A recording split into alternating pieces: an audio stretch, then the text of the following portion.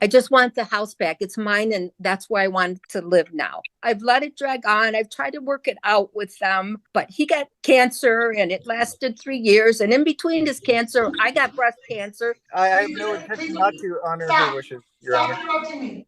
Stop interrupting me. And yet you're continuing to talk in the background. No, Don't tell me no, ma'am, because I've heard you talking in the background. there's people outside. The neighbors are out. And your window's down. There's window cracked. Yes. Your window's cracked. Not my window.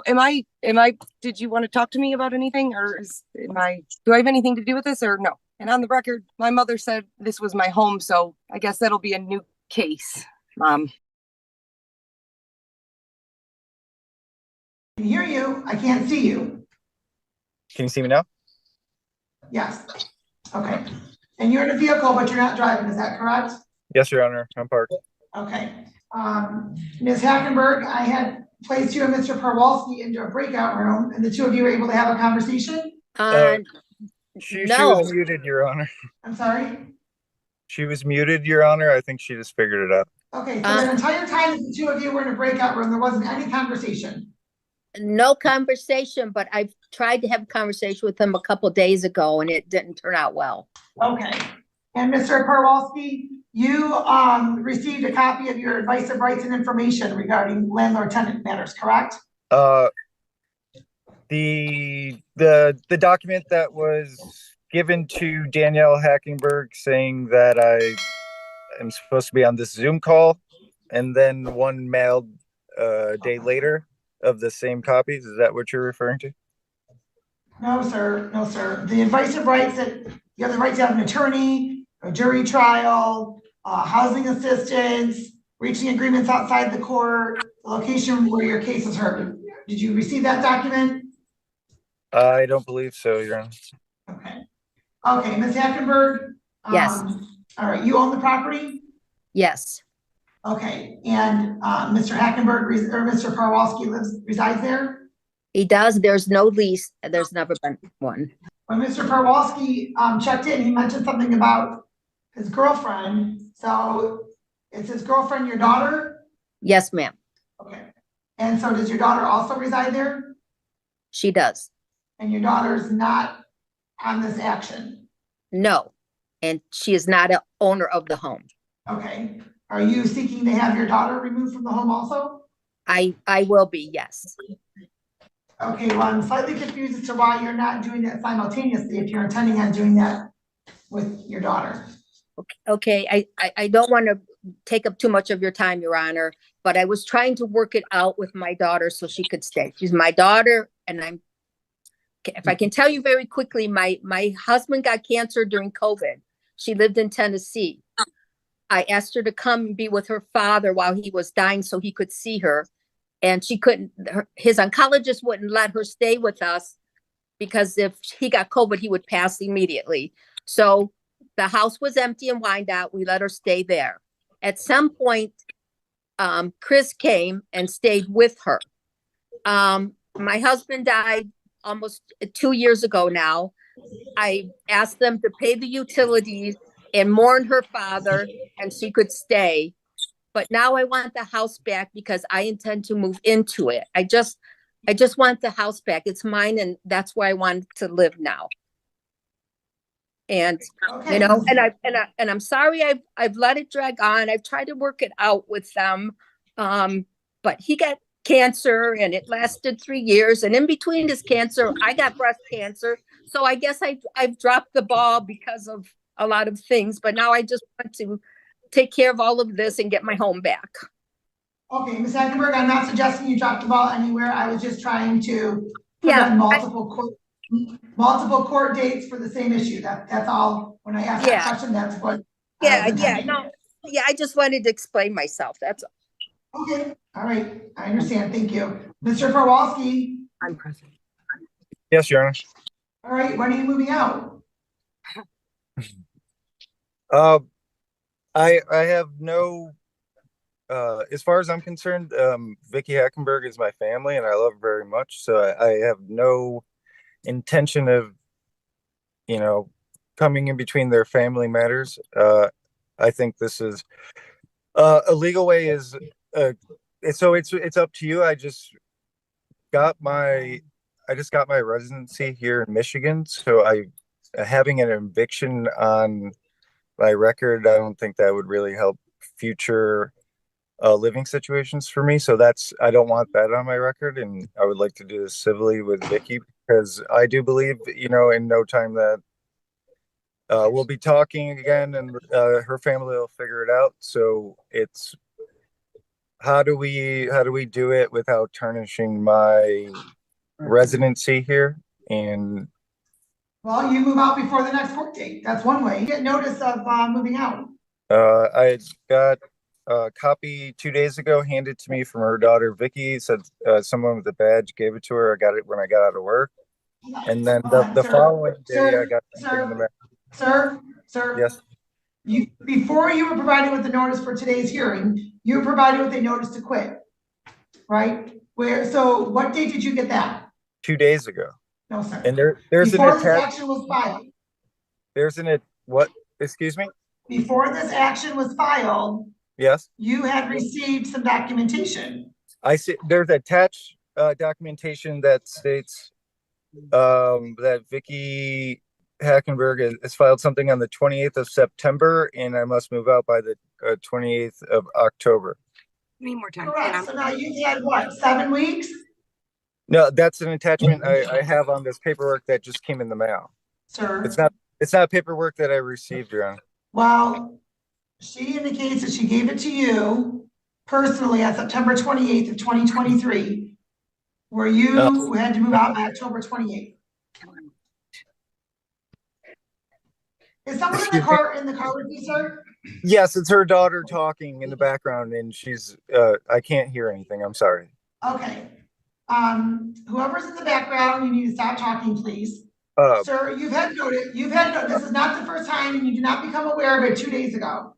So what arrangements have you made to move out? Your Honor, this document that is attached, I was never given by Vicky personally. Sir? If she's given it to her daughter and their dispute hasn't come to me, I'm in the middle of a family dispute. No, sir, stop. You cannot tell this court that as of 2 days ago, you had no inclination that you were being asked to move out. No, I've been asked to move out since I moved here 2 years ago.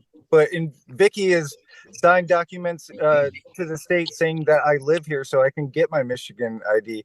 They're up and down with their emotions, so I don't know what to take seriously. But this is the first time I had legal paperwork.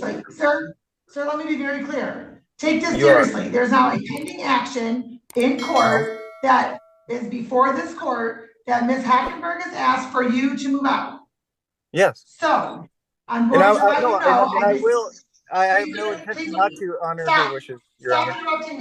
Stop interrupting me. I'm going to make sure you get this advice of rights as well. And you have the right to request rental assistance, and you have the right to have an attorney, and you have the right to reach an agreement outside of court. You have the right to have a jury trial. Okay. The next date that you guys will be coming back is December 15th. That will mean if a judgment is entered by then, that you have until December 25th to move out of the home. Otherwise, the eviction will enter on your record. So if you don't want that to enter onto your record, sir, you may want to move a little quickly in finding a place to move. Okay. Yeah, absolutely. I just didn't want an eviction on my record, and I'll do whatever Vicky wants me to do. That's okay. Oh, get it clear. Yeah. Well, how long do I have to move out? Well, okay, for the record, okay, can you please put the camera on the individual that's in the car with you, please? Yes, ma'am. Good morning. What is your name, please? Danielle Hackenberg. Okay, and how do you spell your first name? Danielle. Okay, and you heard me ask you a few moments ago to stop talking in the background because you're not identified for the record. Yes, I did. And yet you're continuing to talk in the background. No. Don't tell me no, ma'am, because I've heard you talking in the background. There's people outside. The neighbors are out. And your window's down. There's window cracked. Yes. Your window's cracked. Not my window. Did you want to talk to me about anything or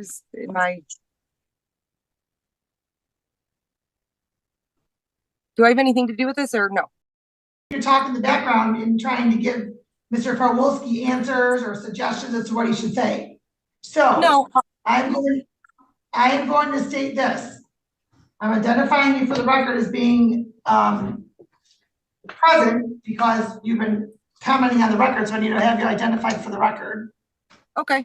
And on the record, my mother said this was my home, so I guess that'll be a new case going forward.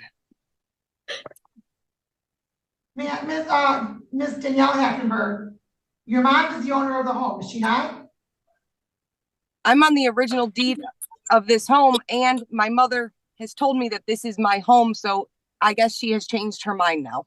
That is where it's at, I guess. So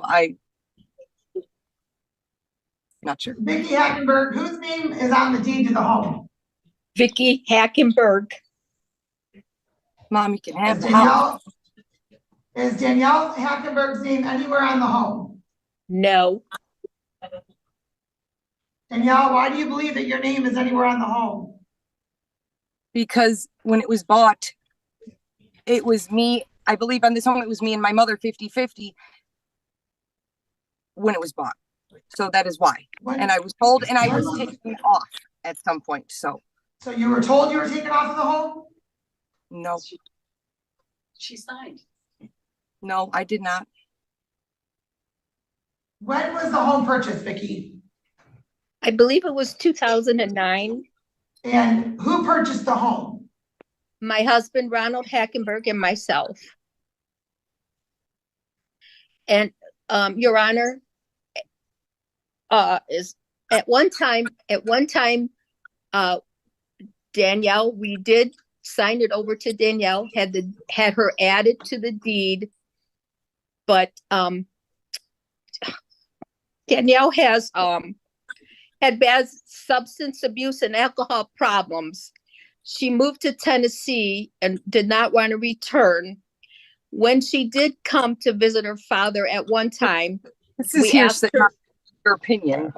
Okay. May I? Okay. Don't interrupt, please, because we're on the record. You cannot record two people at the same time.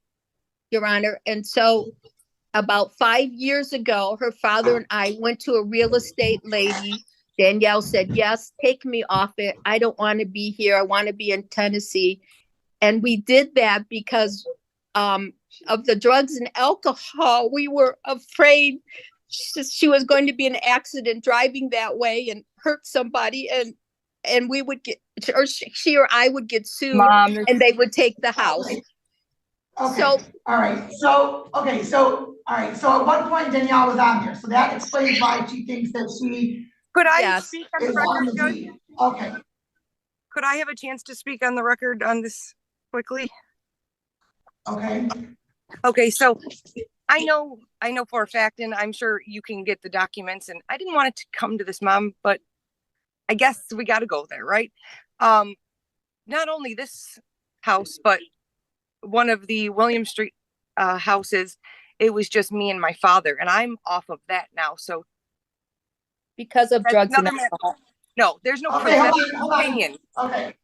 Okay, that is her opinion right. of me. That is not a fact, and I did not sign my rights over. So she's done this, and now my dad is gone, and I have no rights to what he left me because she's deciding her kids are on drugs and alcohol, yet there's no proof of that, and I am just a normal person that works, but she just wants to be able to say what she wants to say, but where's the proof? Excuse me, Your Honor, would you like me to bring documentation of the notarized papers? Should I go to the real estate people and get copies of where she signed and I own the home, or I have my home.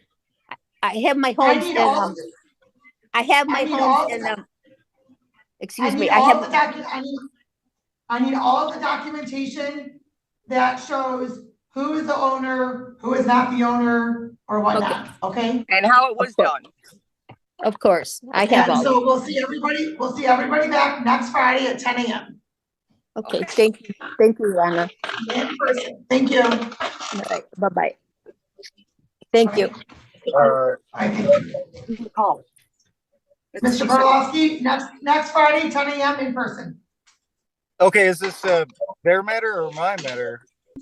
So that's your So- matter. Yeah, again, I'm caught in the middle. Sir, Mine was sir. just the eviction matter, not their family matter. Sir, you're residing in the home. As Yeah. of now, Vicky Hackenberg, from the information I have, is Yeah. the lawful owner of the home. She's filed an action for you to be removed. So, Okay. for you to move out. So that is why this is your matter, okay? Okay, but I'm not fighting Vicky's wishes. You're what? I said I'm not fighting Vicky's wishes. It seems like a whole nother court case just came up in the middle of that drama. So you're understanding kind of what I'm in the middle of. Sir, I have no what I'm- desire what to I'm upset Vicky or anything. Geez. What I'm understanding is that there's clearly a lot of family issues. And Yes. there's been a matter filed that Vicky wants you to be removed from the home. And Okay. so you're still there. So we are setting it for a second hearing on Friday at 10 a.m. in person. So that's December 15th at 10 a.m. in person. Here at the courthouse, okay? And that's nothing that can just be resolved right now. I can No, I agree. don't see I that can there- agree to it. I can agree to a date to be out. That's fine. I just didn't want any eviction on my record so I can get a new place to live. They can solve their own thing in their own court. I don't think it needs to come into Mr. my matter. Perlowski. Mr. Perlowski, I put the two of you in a breakout room to speak beforehand, and that didn't occur because of technical issues. I don't know. Is there a date that you are stating that you will be out by? I think responsibly giving the situation, I would need at least 60 days here. I just made a home here. Are I don't know. you, hold on, please. Are you giving Mr. Perlowski 60 days to move out? No. Okay, so there's the answer, sir. We have to have everybody back on Friday the 15th at 10 a.m. In the meantime, if there's another date that you're all agreeing to and you want to enter into consent judgment, we can do that on that date, okay? Vicky, is there a date that works better for you? Mr. Perlowski, I have an in custody matter I have to handle, so I can put the two of you back into a breakout room, the two of you can speak, that's fine. I just can't do that anymore on the record. Oh, we could speak in person if she's okay with that. All right, thank you, Judge. All right, have a good day. Okay, Okay. and we are. Alright guys, buckle up because today's story is absolutely wild. You ever meet someone who genuinely believes the law doesn't apply to them? Well, today we're diving deep into the bizarre world of one woman who claims she's immune to laws. Yes, you heard that right. This isn't satire, this isn't a joke, she really said that. So, here's what happened. A property owner finds out that his house, the one he's been trying to rent, suddenly has someone living inside it. Not a tenant, not a guest, not even a friend. Just a complete stranger who decided to move in, lock the doors, and claim it as her own. When the owner tries to confront her, she goes full, sovereign citizen mode. She tells him, "You have no authority here. I am a free being. I do not consent to your jurisdiction." And right there, you know it's going to be one of those days. Now, at first, you think maybe she's just confused, right? Maybe it's a misunderstanding. But oh no, this lady doubles down. She claims she has legal immunity because, get this, she represents her own nation. She actually said she's not bound by US laws because she's operating under natural law. Which, by the way, means absolutely nothing in a court of law. Then the police arrive, and that's when the circus really begins. Instead of leaving quietly, she starts lecturing officers about constitutional sovereignty. She tells them they have no authority to step on her property, the property she doesn't even own. The officers are trying to stay calm, but you can just see it on their faces. That moment of realization like, oh, we've got a sovereign citizen here. She starts pulling out random papers, waving them like sacred scrolls. Birth certificates, self-made ID cards, something called a Declaration of Independence from Tyranny. The officers glance at it like, "Ma'am, this is just a Word document with a gold sticker on it." But she's fully serious, explaining how she's exempt from all property laws because she's under divine jurisdiction.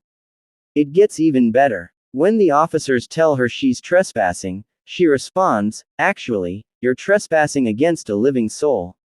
She says her spirit cannot be bound by man-made codes.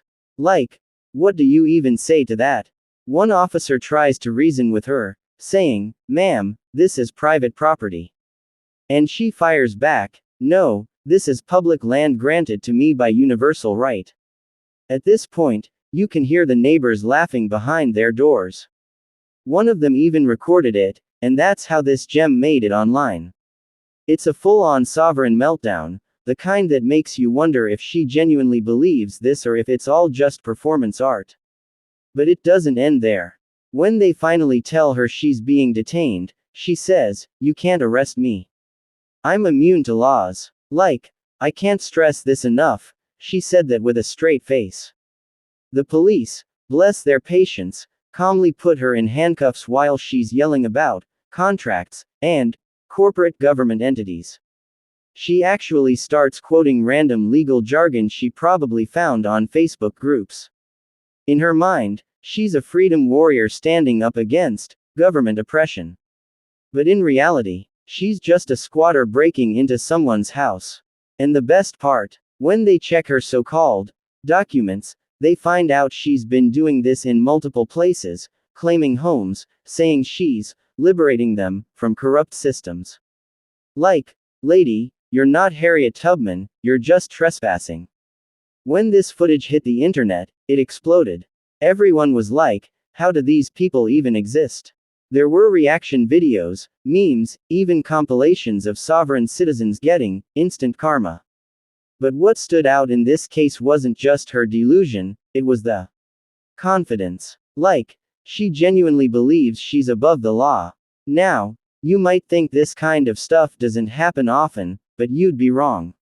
There's an entire online movement of people like this, calling themselves sovereign citizens. They reject the government, they make fake ids, they claim immunity from taxes and laws. They'll literally walk into court and tell a judge, "You have no jurisdiction over me." And every single time, it ends the same way: jail time, fines, or total embarrassment. The sad part is, a lot of them get this misinformation from shady gurus online who sell them fake freedom packages. They promise that if you just fill out some forms and pay a fee, you'll be legally sovereign. And these poor people believe it. They think they've found a loophole in society. But you can't just opt out of civilization because you don't like rules. That's not how laws work. Back to our Karen. When she's finally taken into custody, she refuses to give her name.